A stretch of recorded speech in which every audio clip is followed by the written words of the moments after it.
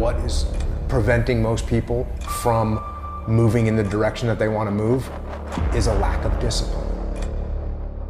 And no one wants to hear that answer. It's the harshest answer. This is hard work. It's every day. When they see that word discipline, it's actually a slap in the face because they know it's true. Do you have any fraction of self-discipline, the ability to not want to do it but still do it? That's the most powerful thing in the world. What are you going to get without discipline? Are you going to be in good physical shape without discipline? Are you going to be financially successful without discipline? Are you going to become more intellectually powerful without discipline? You're going to see me for who I am, because I need to change who I'm not. Discipline is the root of all good qualities. If you want to make progress in your life, you got to have discipline. Discipline equals freedom. You want freedom in your life? You want to achieve what it is you want to achieve? How do you do that? You do it through discipline. You do it through hard work. You do it by knowing what it is you're supposed to do and then actually doing it. Yeah. You have to face yourself. What am I going to do today to change what I see in this mirror? It starts with yourself, man. Through hard work, you can outwork anybody. Like, I'm going to be extreme in my discipline. Somebody asked me that on social media. How do you master discipline? I'm like, you don't. You don't. You keep working at it though. Every day. Yes. It takes power. It takes effort. It takes discipline to break the old you. What gives you confidence, not being afraid, is overcoming the fear. There's no one in the world that enjoys taking criticism. It's in the discomfort zone is where my confidence is getting built. The tougher things you go through, the more confidence you're going to have. The more confidence you have, the better you're going to get. But I'm going to work and try and make myself better. And that's the mentality you have. A lot of us who are afraid of something, we allow our minds to choose the path of least resistance, so we go a different route. What I did was what I knew how to do, which was work. You figure it out by going inside yourself. Because being a warrior takes a whole different mindset. That's what I'm going to do. When I was a little tiny kid, 5, 6, the only thing I could remember was wanting to be some kind of commando. There was not any question for me. I knew what I wanted to do. I never thought about quitting at any moment in time. SEAL Teams is going to war. That's what we do. You're lucky that you don't have to think like warriors think. You're very privileged. I chose this world to be a warrior. And I would choose it again if I came back to this world.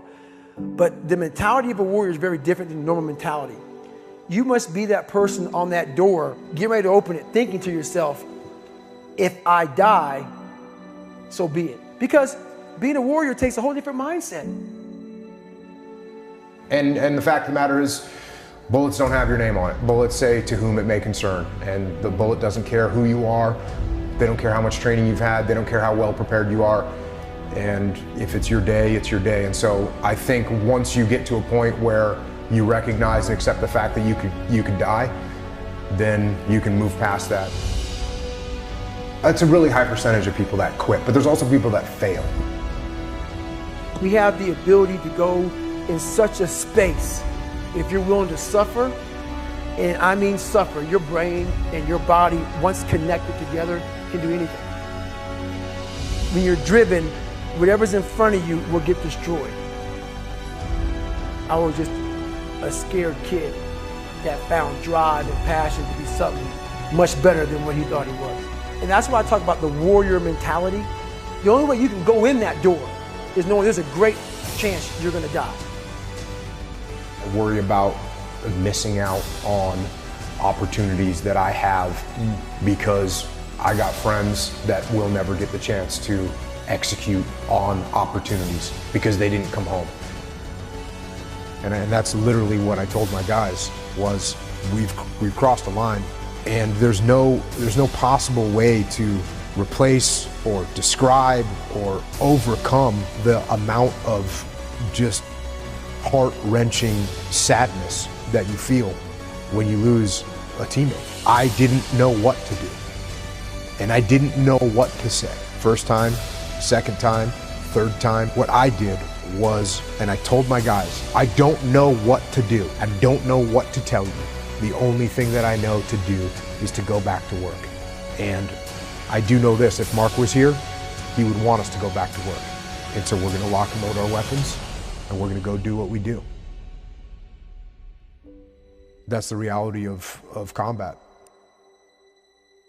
When you see people in these hard situations, that's when human nature gets revealed. And the more you can understand human nature, the better leader you're gonna be. There's only one type of human being that can't improve as a leader, and that's the person that lacks humility. Because when someone lacks humility, you can't teach them. A leader has to be balanced. The older I get, the less I know. One of the things that I realized in a leadership position is that the words that you say matter, the actions you take matter. People are listening, people are watching, people are respecting or disrespecting you based on how you carry yourself. Relationships and trust are almost the same word, right? A relationship is something that we've built trust. Now, you can have a bad relationship, and what does that mean? That means there's no trust there. I don't trust you, we have a bad relationship. The way I build trust with people is I give them trust. That's how I build trust. I give it. I give trust to build trust. If I micromanage you and I don't let you make any decisions yourself, well, you're never gonna step up and learn how to lead because you don't get to make any decisions for yourself. Would you rather win or be liked? Well, I'm gonna tell you, those aren't opposites. The team that likes each other, they win. I'm trying to take the lessons that I was lucky enough to learn and get them to as many people as I can so they don't have to suffer through the same mistakes that I made. I mean, you're always gonna have regret. You know, I don't spend a lot of time with regret, you know, because there's not much that you can do about it. Yeah. So the way I look at regret is, what did I learn from it?